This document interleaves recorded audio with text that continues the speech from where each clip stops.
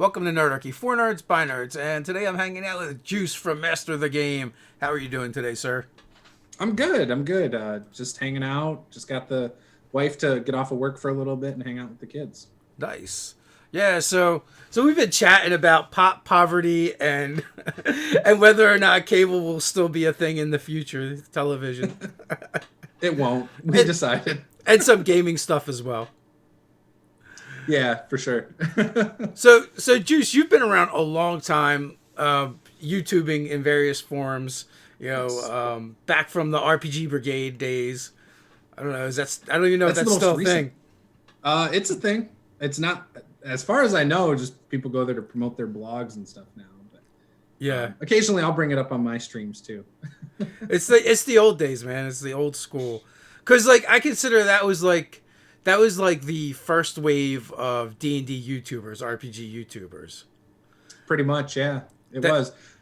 So it's funny because I actually started on YouTube before RPG stuff 12 years ago.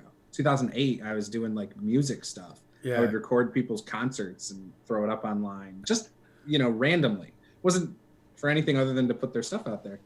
And then 2012, many years after that is when I started the YouTube thing because of the Brigade, actually. Yeah, I think I've discovered Patient Zero though. Oh yeah, who's Patient Zero? I think it's Esper the Bard.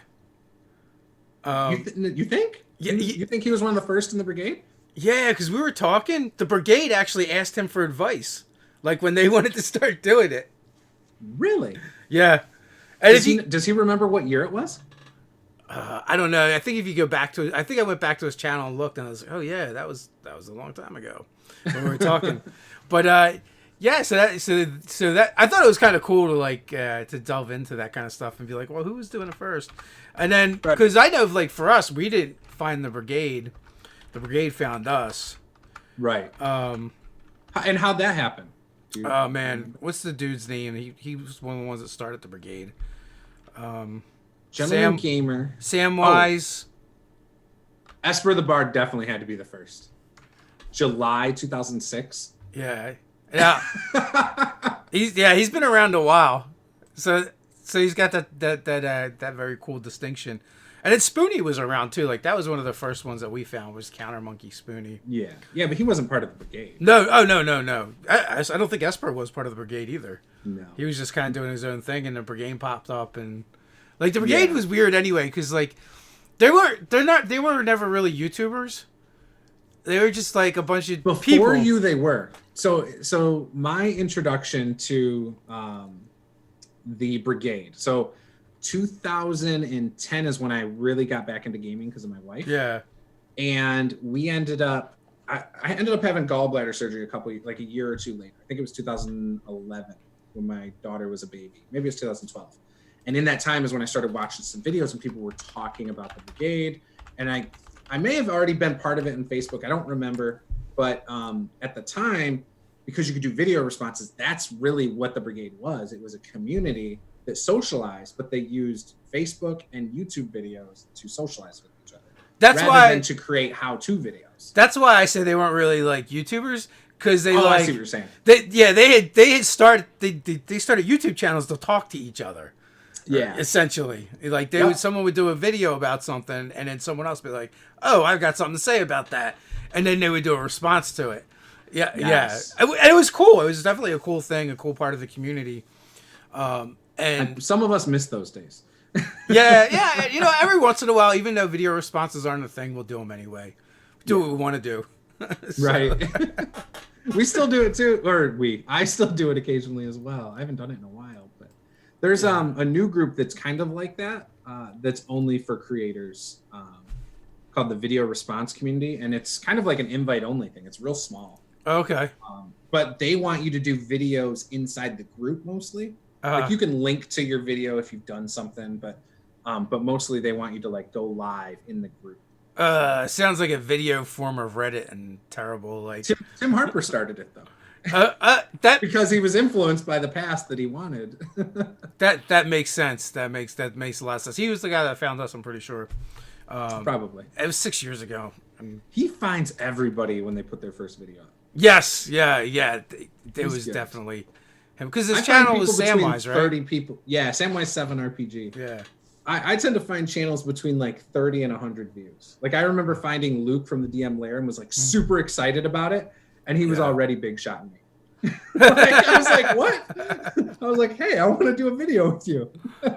Couldn't get a hold of him, like nothing. Don't you know who I am, son? I didn't DM's pull Lair. that card out. But yeah, I should have been like, hey, don't you know who I am? Yeah. Luke's a good guy. I've actually had a couple of phone conversations with Luke. He's in your hood, right? Yeah, he lives about 40 minutes east of me. Nate from WSD20 is like 15 minutes west. Maybe not even that. Jake is about 30 minutes south of me. And so we actually played Descent into Avernus together. So I've known Jake for a long time. I've hung out with him. When I ran D&D Adventures League, he used to come and play. However, he was always at the other table because I started it and I grew it from 3 people to like 20 people. And he started coming and we had 2 tables. Well, we had a hack and slash table and an RP table. He went with the RP table, I went with the hack and slash table, but I was running the game. And I shortly left after that. But so that was my first interaction with him. And then I met him at Grand Con back in 2014 and saw his pyramid build and stuff. And we really got to know each other. And then on Provokers one night, he was in the chat and I was like, hey, you guys got to check out Mini Terrain Domain. And like, I think a couple of the guys had seen his stuff, but didn't know who he was yet. And like, you know, now him and those guys are tight, super tight. But we all play together. Nate, I met him when he was doing more like computer review channel on YouTube. Okay. That's why it's the WAS in the name. And he was just starting to get into RPGs. I think when I first started talking to him, he had never played a tabletop RPG. Yeah, he started in your home group, right? Yes and no. Okay. So his very first game, I believe, was 13th Age at a store. And then I think he played in another game at a store or something of Pathfinder, I believe, before he came and played in my group. So yeah, it was all like within a couple weeks. And then, yeah, we had a campaign that went back from 2014 through 2015. So yeah, but we've been playing Descent into Avernus now because last year at Grand Con, I was just like, hey guys, like we live close enough. Let's just make this thing happen. And then they all looked at you funny and you're like, no, really, I'm serious. Let's make this thing happen. They were like, well, I don't want to run it, but I'll show up and play. And I'm like, all right, that works. Yeah. And you know, so we managed to make it work. So yeah, and we've been playing since. We try to play once a month. We've had a couple sessions that Nate didn't make, a couple sessions that Jake couldn't make. I think one session that Luke couldn't make. So, you know, we still tend to play if one person misses. But yeah, it's been a lot of fun. Paula's had a good time because my wife plays in it. Yeah, it's a lot of fun. It's what D&D should be. It's Luke wanting to bust open the door and get right to business, and everyone else going, wait, that's not a good idea. But we do it anyway because Luke busted the door down before they could say that. So yeah, that's funny. That I tend to be that type of player a lot of times too, just because I want stuff to happen, and I have like ADHD or all the letters or whatever. I'm just like need something to happen here. Right. Yeah, I tend to be that kind of player too, but I think I'm able to reel it in a bit. You know, like Luke is the pace is whatever Luke's pushing that night.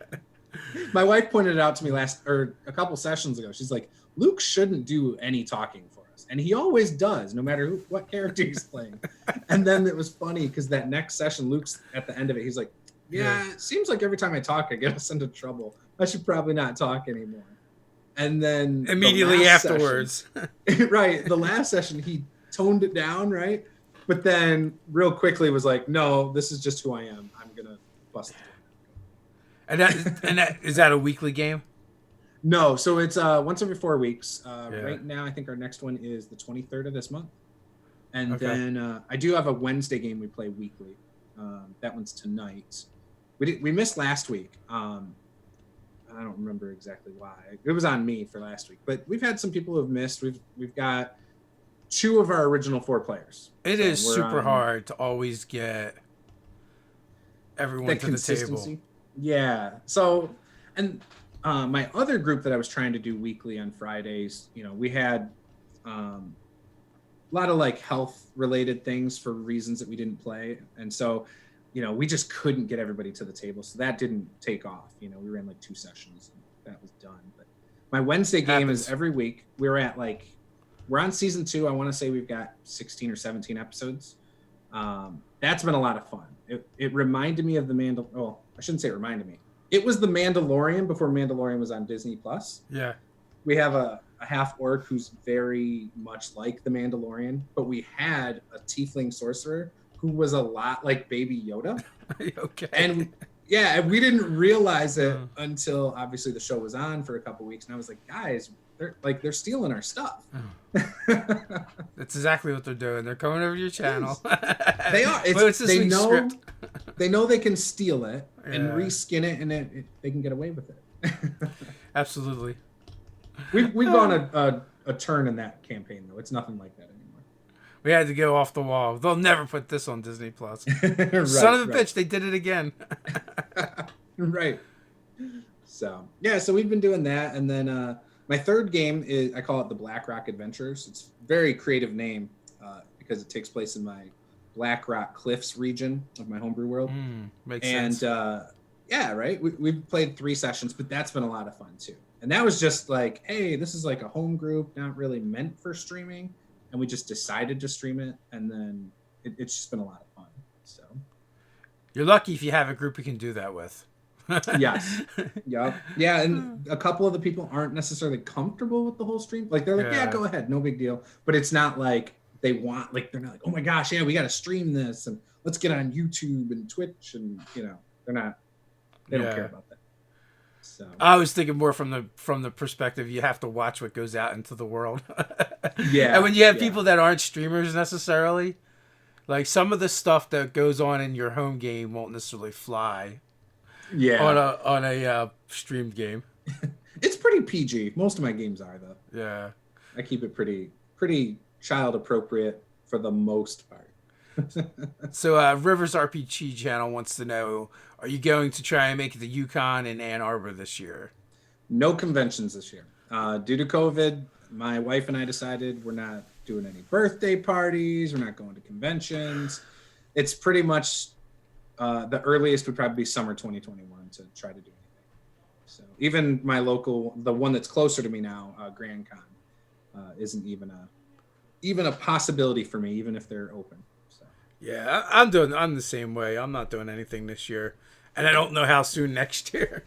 Right. Yeah. I told you before stream, but I'm high risk. I have diabetes, so I am not trying to get this thing. I quit my job last week when they wanted us to return due to this. So I had the opportunity to return to work. I decided I was not ready to go to a sales environment and shake hands and hand over car keys, you know, test drive cars with a bunch of people. No thanks. Yeah. Be like, there's the keys on the desk over there. Take it for a spin. Let me know how you feel about it. Right. And there's hand sanitizer. Make sure you wash those keys up with that. Just a shower they walk through. It's just sanitizer. Right. UV light that you have to walk through so you don't have to get it injected, you know. Yeah, there you go. Drink this bleach. No, don't drink bleach. Right. We do not condone, nor do we advise. And you should never take medical advice from this channel because you will die. Probably, right? Pretty much. Only RPG medical advice. So only use it in your games. And even now, we can't guarantee your characters will not die. No, they'll die. I kill so many characters in my games as a DM and as a player. And as a player? Yeah, usually my own. I do some pretty dumb stuff. Like, oh, there's a flying creature off the cliff. I want to jump on it. Like, I wholeheartedly support that. It's so much cooler. Rather than standing on the edge of the cliff, I'm trying to hit it. Yeah. So Dead Aussie Gamer wants to know about any virtual conventions. I'm open to it. I think this weekend is Con+3, but they're not doing any games. So I'm going to at least watch some of that one. Right now, I don't even know of any. Why aren't they doing any games? Ones. They usually do games. So this year, normally it's in November. I have her on my show. So I do a show on Tuesdays and Thursdays called Yeah, Becky on. Juce. Yeah, I had her on a week or two ago and talking about it because they moved it up from their normal time to this weekend. Yeah. Because the charity they're doing it for is called the Butterfly Project, and it's a place in Africa where, and you'd have to ask her for the specifics, but I believe they do more than just provide games for the community and a place to play. I think when some of the kids from the community center are like needing food or clothes or whatever, they don't, give money to help them out. And right now with COVID, a lot of the kids in these neighborhoods aren't getting food, and it's like a 100% stay in your house kind of deal there because of the type of government it is. And it sounds like the more poor houses aren't having food delivered to them. What's Becky's channel? Pair of Geeks. That's right, because the name changed. Yeah. I used to really enjoy her content. It was just really long, and she actually got away from the content she was doing previously. Right. And I talked to her about that. Yeah, but I used to like jumping in on checking that out from time to time. Right. I really don't watch that many RPG videos anymore. Right. I tend to watch other stuff because like everything else I do is RPG.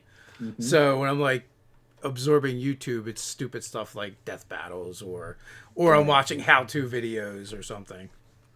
I would be open, so I'm the same way. I don't, like, people will say, oh, do you listen to this podcast or this stream? Do you watch Critical Role?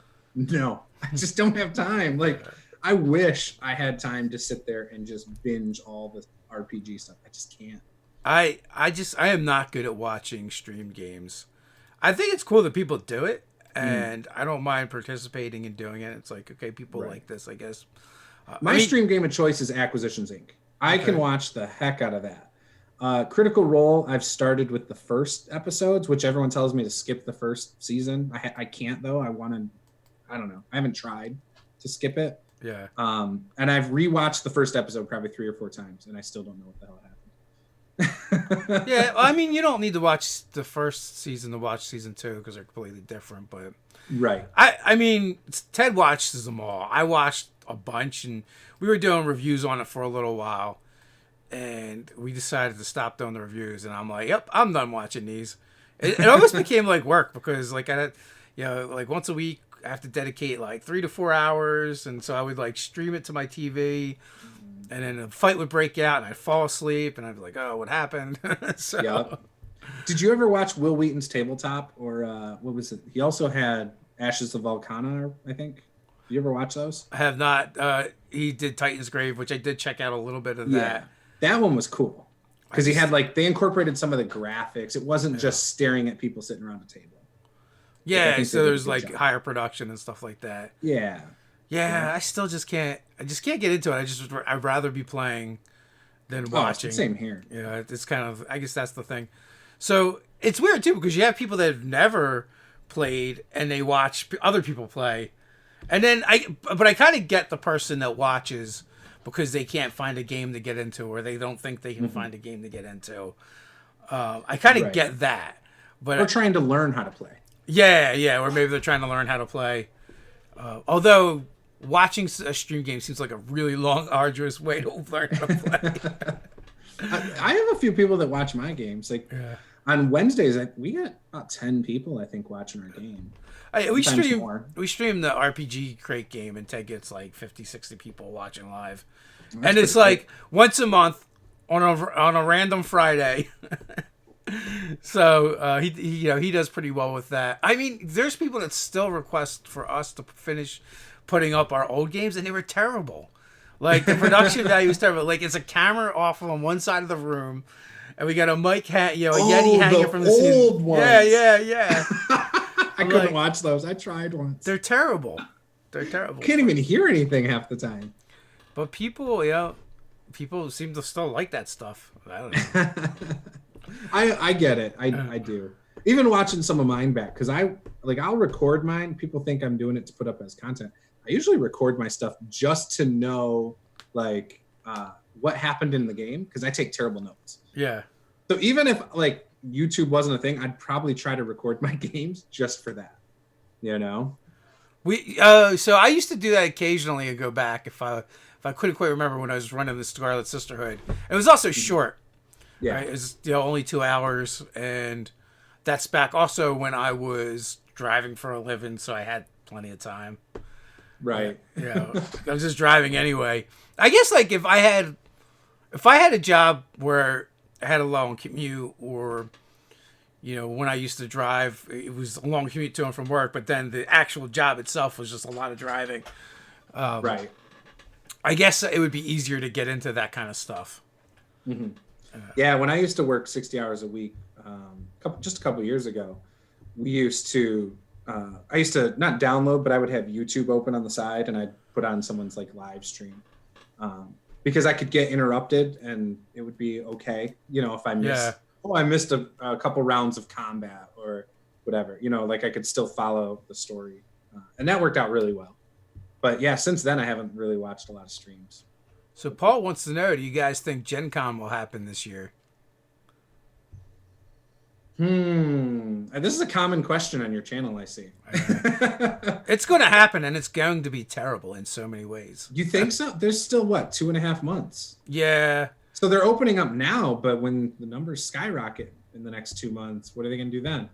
It's going to get, I don't know. I think it'll get shut down. Your body for the economy, man. Yeah, but you got 60.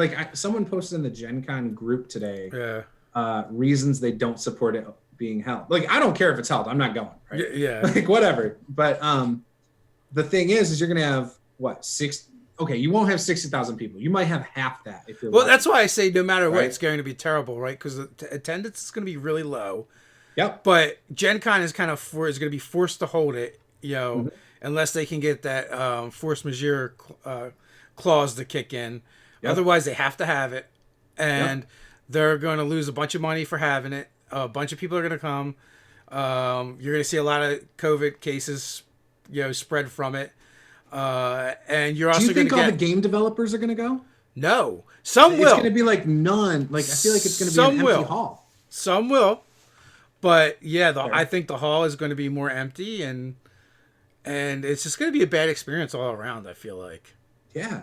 If it happens. Say I thought this was a hoax or something, right? I'm going to go when they have it. I'm going to try to sit down and play games, but you're within a foot of, 7 people. I don't know. I don't even think there's going to be a lot of games to be played there. Yeah, I don't know how they're going to handle it. It's really tricky. Or maybe Gen Con, no matter what's going on, is just going to eat it. Yeah. But it's a shame too, because. Do you know if they're coming up with a backup plan? Have not seen one yet. Turning it into something virtual this year, like Gary Con did. I did see that they,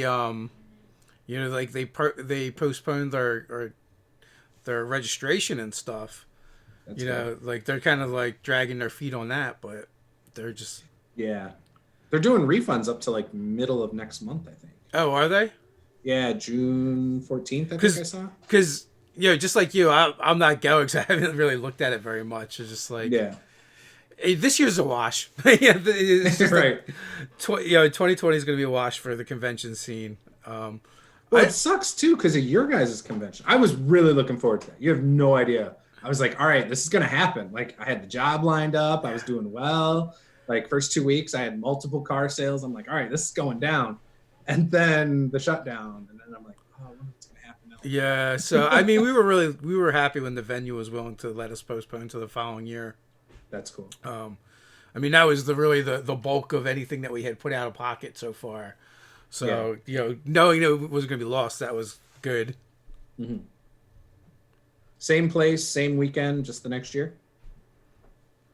Yes, everything's the same. Pretty much the same weekend, same place. Cool. Just the following year, pushed it forward.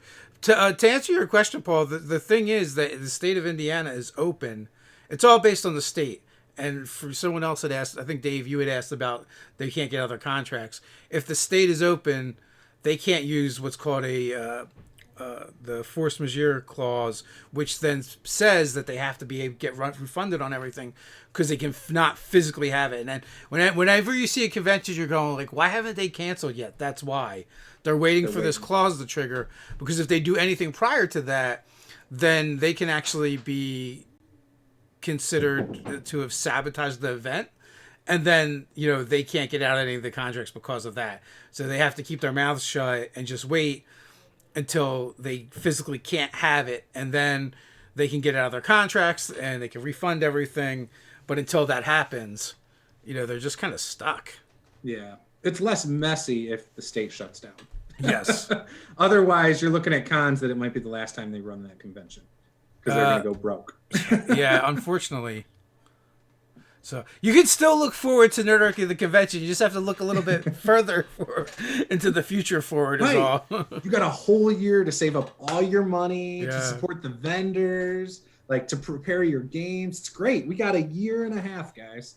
Yeah. So, you know, I think in some ways it does help us because we were planning a little bit on short notice. But, I mean, we were really excited to do it, but it's going to happen. Yeah. It's just another year into the future. So, are you playing in any like non-stream games? I am not right now. I want to play more games. Right now, the one game I was playing was a family game with my wife. Mm-hmm. And because of this, again, we're not getting together with the other people. So that game's on hold. That was Tomb of Annihilation. So other than that, I don't play in any games right now. Have you considered moving that game virtually? I've mentioned it, however, because it's two households, and the other household doesn't have necessarily like good microphones, things like that. It would probably be really crummy to try and move it online, to move it online. So it probably won't happen. Yeah, I don't know. I mean, a decent webcam is fairly cheap nowadays. Right. Yeah, but it's more the audio. The audio, yeah. That I worry about because their house is really large. Yeah. So there's echoes, and if they're in the same room, I could see a lot of, and I can't be there to help them out with anything technological, like, yeah. So it'll just drive me nuts. I don't actually know that question, Dave, because he asked, is Discord or Zoom, what's the best? And like, I've used Google Hangouts, Skype, StreamYard, and Zoom, and of those, I like Zoom the best. Yeah, I'm the same. I pay for Zoom. I have Discord, but I've used Discord a couple times with friends, and people dropped, and there was that, and then recently I talked to somebody I recorded an interview with someone that's going to go up next Tuesday. Wally DM, you guys might know him on Twitter. He's got a YouTube channel, does puzzle videos. And he said that he used Discord before, and the audio kept cutting out. And so he doesn't use Discord. So yeah, I definitely recommend Zoom personally. And it's like, for the paid account, it's like $15, but only one person needs it. Yeah. Yep. So it's not bad. I mean, if you group of 5 or 6 people and you all chip in, $2-3 for a month. Yeah. Yeah, a month. It's not bad. And you can use Zoom and you can have like 1 billion people on there. Yep. I mean, like, they're doing whole classrooms on there now, right? Yeah, my daughter gets to hop on there once in a while, so it's kind of nice. But I'm like, yeah, we got Zoom. Here you go. Like, but yeah, so it's been great. Like, I don't know. It's not really a meme, but it turned into a meme, and a mother talking to her daughter because she's like, "You're supposed to be in class. Why are you playing with a dog?" She's like, "Oh, I just took a screenshot of myself and put it in it's a window of 32. They'll never know the difference." Oh, did you see? There's a guy who did I don't know if it's like a green. He's sitting behind like a piece of paper that he did as a green screen or something, and he's listening to the class, but he's doing something else, and the thing falls over, and he's like not ready, and he's like, "Oh crap!" And he like tries to hold it back up. It's a really quick thing. I'll have to find it. That's it. It's like a work conference call or something. I can only imagine there are so many stories that are come out. Right. And then it's like deciphering which ones are actually just people did as like jokes, and and the real like gaps. Yeah. Oh, I'm sure it was a on purpose joke. Yeah, but there's gonna be a lot of that. I thought Google Hangouts was dying, like last year, and Skype too. I thought was going out. Is Skype going? I don't even know. I stopped paying attention when they no longer became relevant to me, because we used to use Google Hangouts all the time, and it was like the panic thing when Google Hangouts was going away, and they kept saying it was going away, but it never did. I think you can still use it. I don't know. You can. There's people I see on Twitter who say they use Google Hangouts still to this day. I'm like, Wow. wow. I don't even know how you do that now. I wouldn't even know how to do it, and it's not good. No. Like, it was great in 2014 for, where everybody was. We're like, yeah, we can play on camera. And, it's got a dice app too? Perfect. Yeah, but Zoom is it's so much better because it's resource light, as far as the computer goes, and you can kind of all talk at the same time, sort of, and it kind of like catches up much faster than anything else.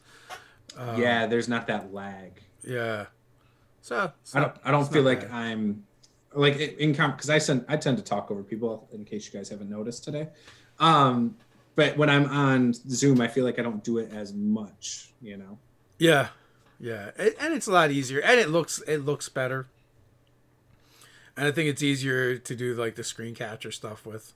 I don't even know how you would do it with OBS and Google Hangouts. Oh, it's just layers. Like boom, boom, boom. I have a green screen, I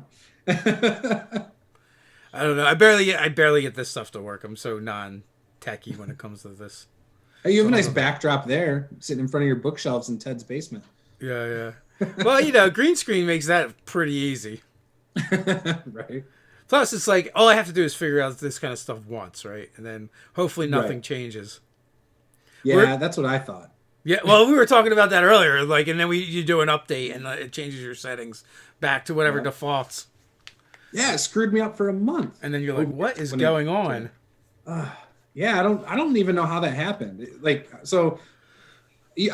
is boring, but if you guys are familiar with OBS, you know that you want to use your encoder through your not your software, your graphics card. But if you have the settings as advanced, it's not an option. So I didn't realize I had to switch that to simple, and it changed that on me to advanced somehow like a month ago with the update. I don't know why, but yeah, and screwed everything up for weeks. The streaming gods are fickle. So Kyle wants to know any advice for smaller YouTube D&D channel creators. What was the question?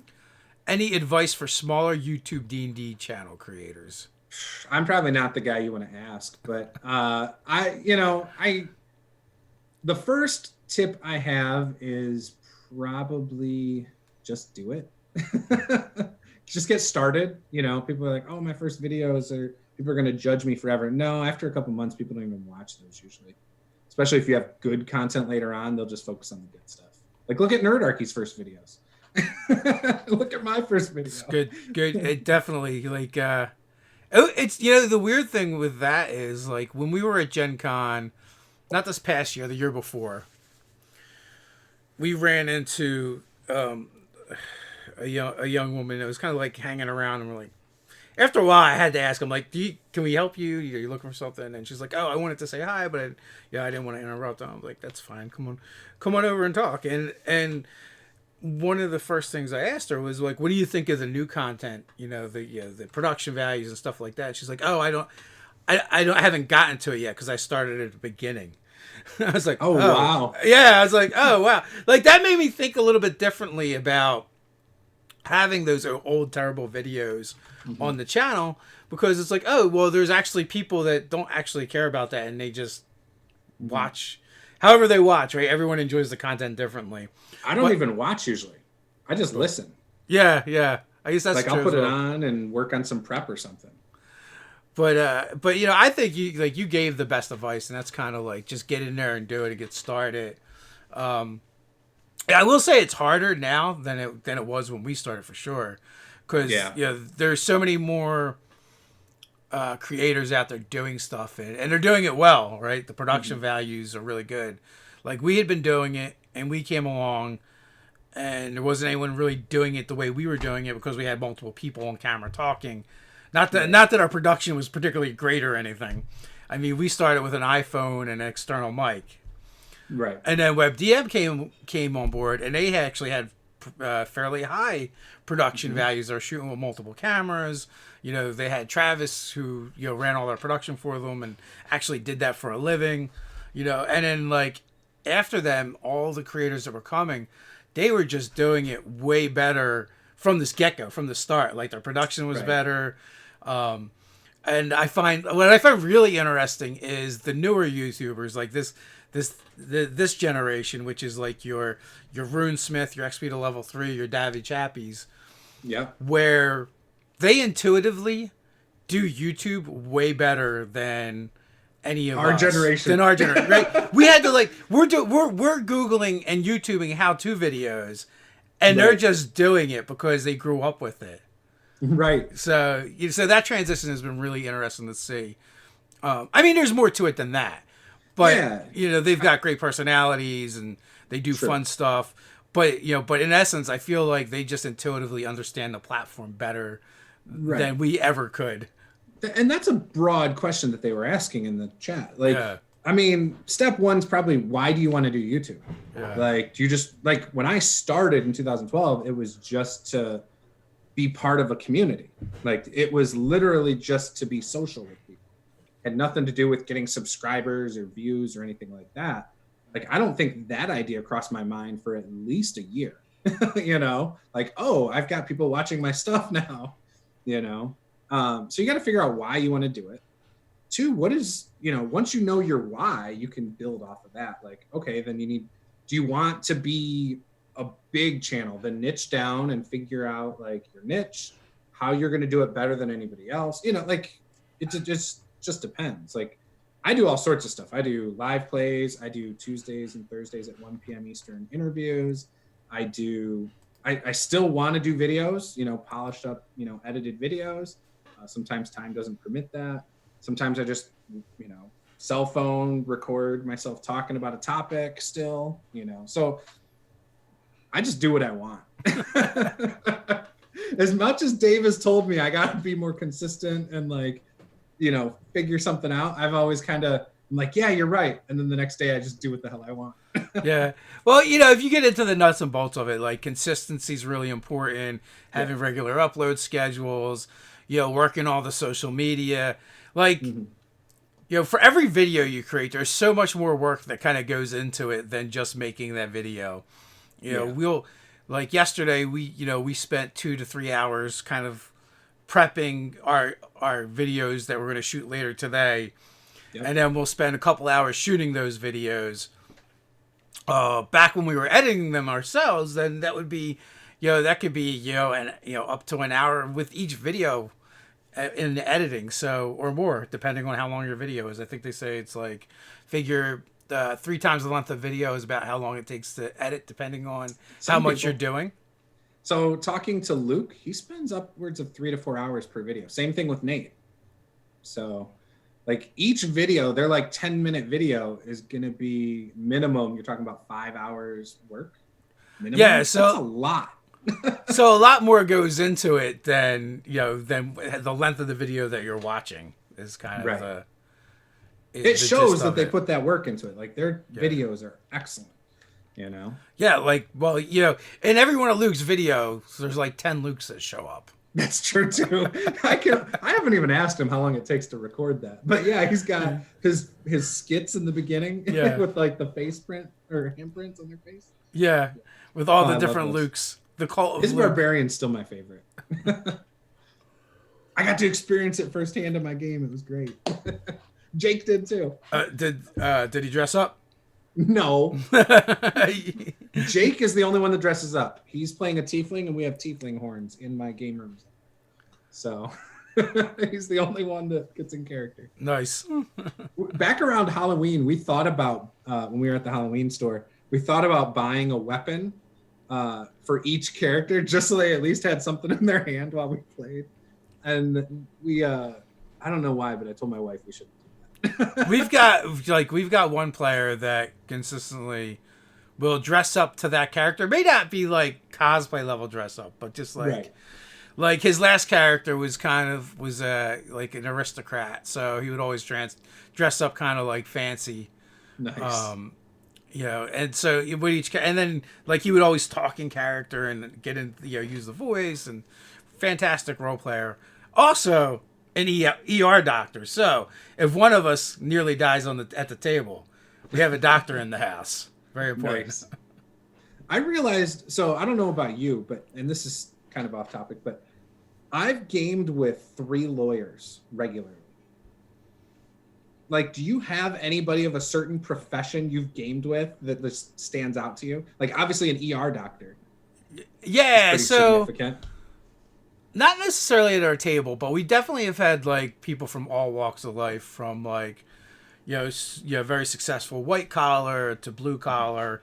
But as a channel, we've experienced a lot more than that. Like, I've always been surprised about how many attorneys that we've had on. I think on the live chat alone, we've had 3 or 4 attorneys.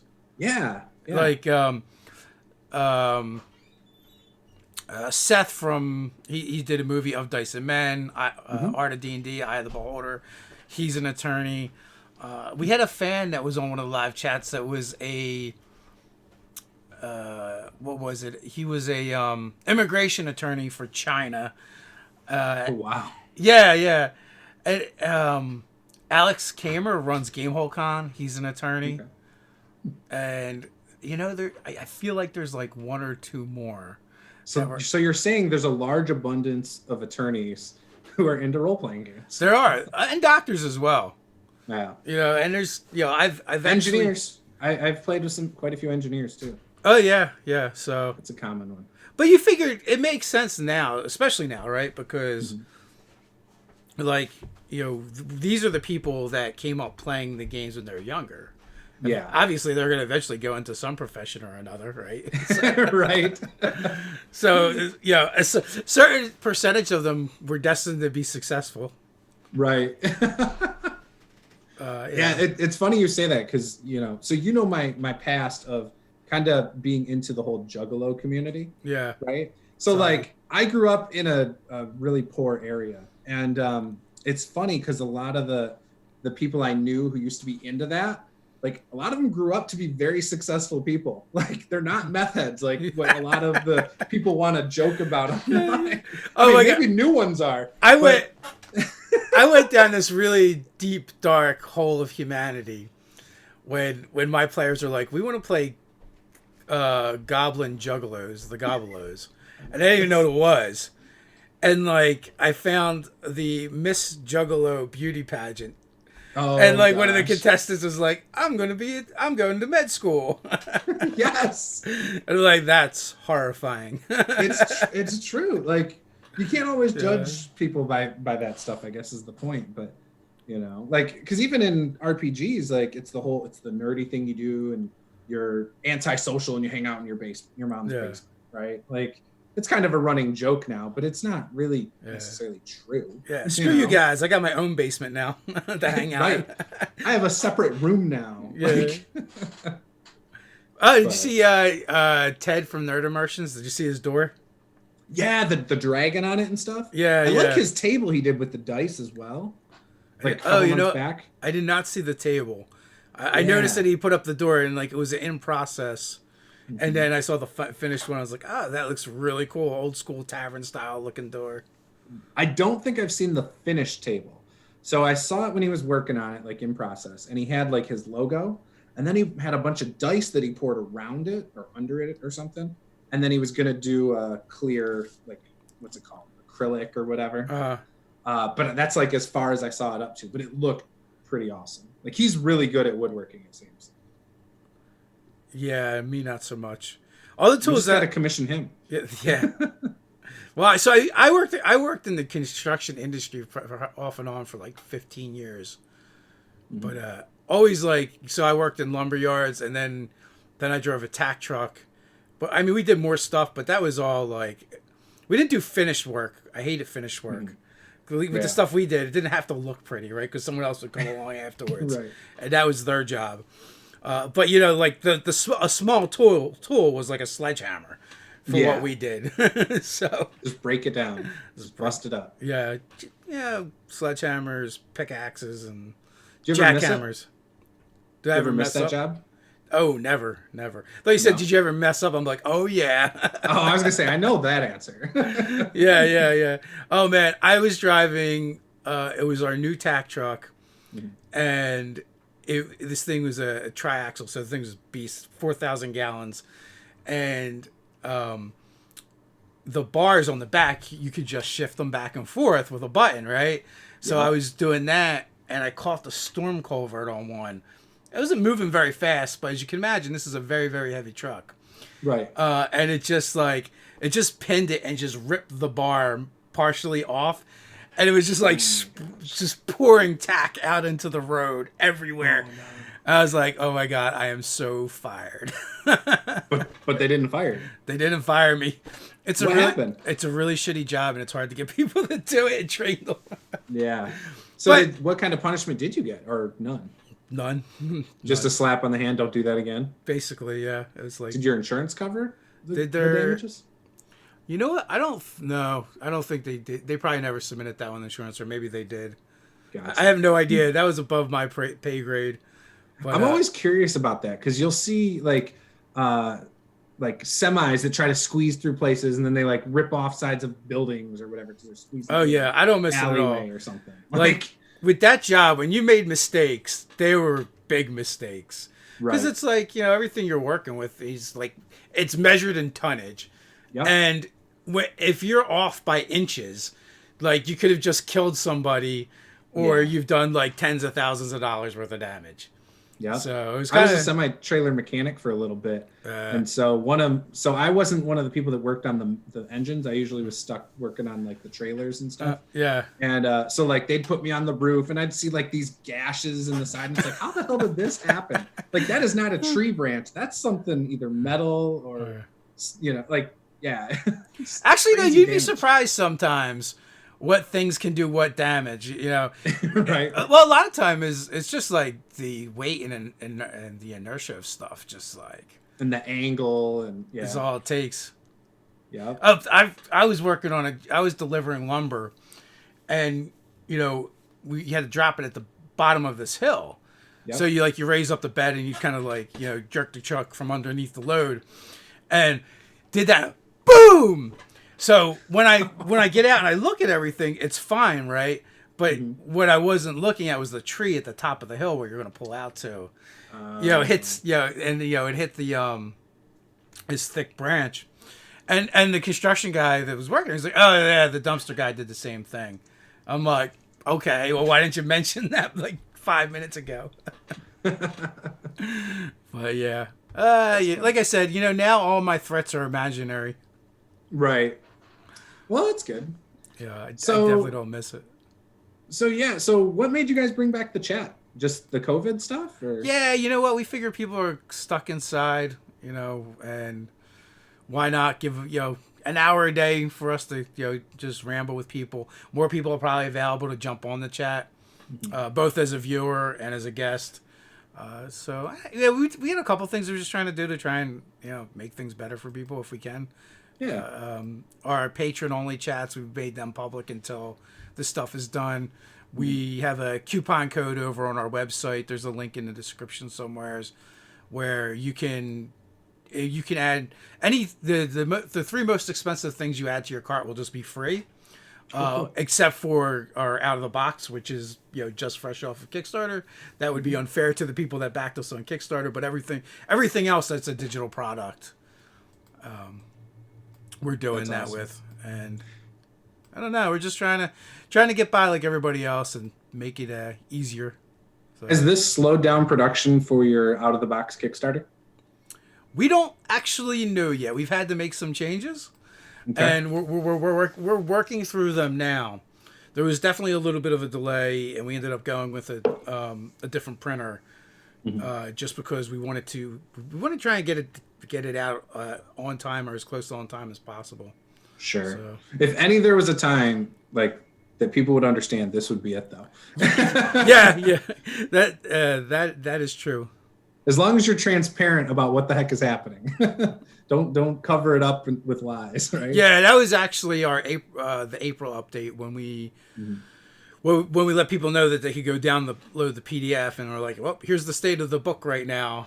So yeah. You know, so everything was like on schedule or slightly ahead of schedule. And then, you know, then we're like, oh, now we have to figure out if our printer is actually printing. And they weren't. Yeah. So we made some moves. Right. Well, I'm glad you brought the live chats back, and I'm excited. I do still plan on purchasing that new book, so you can still jump on there and do that, can't you? You can get the pre-order, yeah. The pre-order, pre-orders out there. If you get the pre-order, we're giving a discounted price on the PDF, which you can get immediately. Cool. And then we went and we weren't going to do it initially, but a bunch of people had asked for it, so we separated all the maps from the book, and now people can get the map pack as well. Oh, so, cool. How much are the map packs? $1.99. Oh, And that's then, not bad. unless you back during the Kickstarter or during the late pledge, that if you did that, we just gave it to you. So nice. yeah, Cool. people weren't expecting it. Heck, we weren't expecting it. We're like, well, you know what? People have asked for this thing, and apparently they want it. So I guess it makes it easier too. Yeah. If they want to run virtual tabletops and stuff. Although the Fantasy Grounds version is done, but not available yet. We still have to. Gotcha. We're still like going through the process. Mm-hmm. But so what about Roll20? Is it done for that one? no, because we'd have to figure. We still thought we'd figure that part out. We added Fantasy Grounds during the Kickstarter because we'd already had a working relationship with them, and like we knew what the process was. So that kind of made it easier, and people were asking. So it was just like, hey, how do we do it? And well, they're just like, contact somebody. And everyone was asking for Rob Toohey. Apparently, he's a big deal in the Fantasy Grounds community. So we reached out to him, and he's like, he explained the process to us. We just gave him the stuff. He did it. Now it's back over at Fantasy Grounds. And I think they should be sending it out, and they should be billing us for it any day now or something. So we'll see. We're figuring that part out. But, within probably the next, I want to say 6 weeks or so, people will be able to pick it up over on Fantasy Grounds if they want it. Cool. And then what's your next Kickstarter? I'm sure you got something brewing. We do. Super secret. We actually have our next 3 Kickstarters. Yeah, I knew you would. I remember you talking about stuff years ago, like what your plan was. And I will say for one of them, we are teaming up with Absolute Tabletop. Cool. So we have, that's going to be one of them. That'll probably be not the next one, but the one after that. Well, we have to deliver on the first Kickstarter before we can do the second one. Sure. Yeah, that makes sense. Do the first completely before you start the second. Yeah. Don't do as I say, not as I do. I'm always dabbling with 6 things. That's funny. Let's see. You guys do things right. Blacksmith has a question. We'll take this one question, then we got to split out of here. Blacksmith wants to know, Dave, I have a question. So I made the bad decision. I'm going to make a campaign in medieval Japan. Do you have any good tips? I'm so stupid to agree to this. Yeah. Well, it depends what you're doing with it, right? Like if it's just your campaign and you're playing with your friends, then it doesn't really matter as long as everyone's on board and wants to play. If it's something you plan on publishing, I would be a bit more cautious about that. Jetpack 7 recently launched, they were going to launch an Asian-themed campaign setting for 5e, and they were eviscerated on social media. So much so they actually decided to not do it. So I don't think they had any Asian writers involved in the project. Things of that nature. I'm sure if you go on Twitter and do a search, Jetpack 7, yeah, I can figure it out. you can figure it out. But I would learn some lessons from that. There was definitely a bit of a backlash on there. Right. Maybe some cultural appropriation stuff and things like that. And that's the other question. Is that person wanting to run a historically accurate game, or do you want to take historical influence and go over the top with monsters and crap? Yeah, that would be cooler in my opinion than something that's historically accurate. So I did the Council of Worms game, which is only 6 sessions, and a lot of the architecture and some of the religion and some of the armory and weapons and stuff was influence from medieval Japan, but I never called it any of the things. Right? It was we're oh look, there's a couple of buildings that are shaped like pagodas. Right. So I didn't get really deep into it. Yeah, I probably wouldn't play a historical game. So, Like, I'm just not a history buff. yeah. Like, I enjoy history, but I don't know terminology and, stuff like that. I'm ignorant American. Although like a Wuxia, is it called Wuxia? Yeah, Flavored so. game would be a lot of fun. Definitely like gun fu, the gun fu style stuff, like that kind of stuff. Very anime. Like, I think it would all be fun, or playing like a Last Samurai influence thing where it's you bring in guns into the samurai setting. That might be fun too. I could play a one shot. I don't think I could play a full campaign of it. Yeah. Well, if you're talking historical or just flavored from certain historical for me. Yeah, I don't even want to play a one shot that much. It's like because but people like that because people love historical reenactments and stuff, right? Yep. But I think you're probably like me, where you're kind of like, oh, let's play this game, but first let's strip out all the fun parts. Well, so my buddy, I had a player in a game that I gave the characters a boat, and he would use technical terms for the boat, and I'd be like, yeah, I don't know, sure. And he would be like, well, this is important, and I'm like, okay, it's not though for me, but let's go with it. Like, you tell me what the boat looks like, and we'll go with it. I couldn't keep up with it. You totally harshed as mellow. Yeah, I play with too many smart people. I'm not smart enough to keep up. That's funny. Well, you got to do is take notes. So I know you said one last question. However, someone asked if I'm a Youper. I am not from the Upper Peninsula. I'm originally from the Ann Arbor area, so southeastern Michigan. I now live in West Michigan. Is it bad to be a Youper the way you said that? You're like, no, it's just different. It's it's basically like there's like nobody there. Right? Yeah. You can go miles without seeing a soul. It's a vacation spot basically where you go to get away from people. Okay. Think of like Canada, but outside of any big cities. That's kind of what the UP is like. Well, so like for us, it's like if you call someone a piney. Probably, yeah. No, that's different because piney's like kind of like you're calling them a redneck. Like, the Youpers are rednecks. They usually are. Yeah, so like because they're hunters, they're off-roaders. Because I live down in like the Pine Barrens, but like not exactly the hardcore Pine Barrens, but everything is creeping into there anywhere. Right. But the Pineys are from there. Also the Jersey Devils, so there's that. Right. And I grew up I grew up in a town called Saline. It's like 9,000 people. Yeah. When I moved there, it had like 5,000. It was mostly farm when I first lived there. So I grew up with a bunch of rednecks. And was friends with quite a few. So they're fun. With that, it's time for us to head on out because I got to go make videos. Thanks for coming on, Juce. Really appreciate it. Always enjoying chatting with you. And with that, until next time, everyone, stay nerdy. Stay nerdy.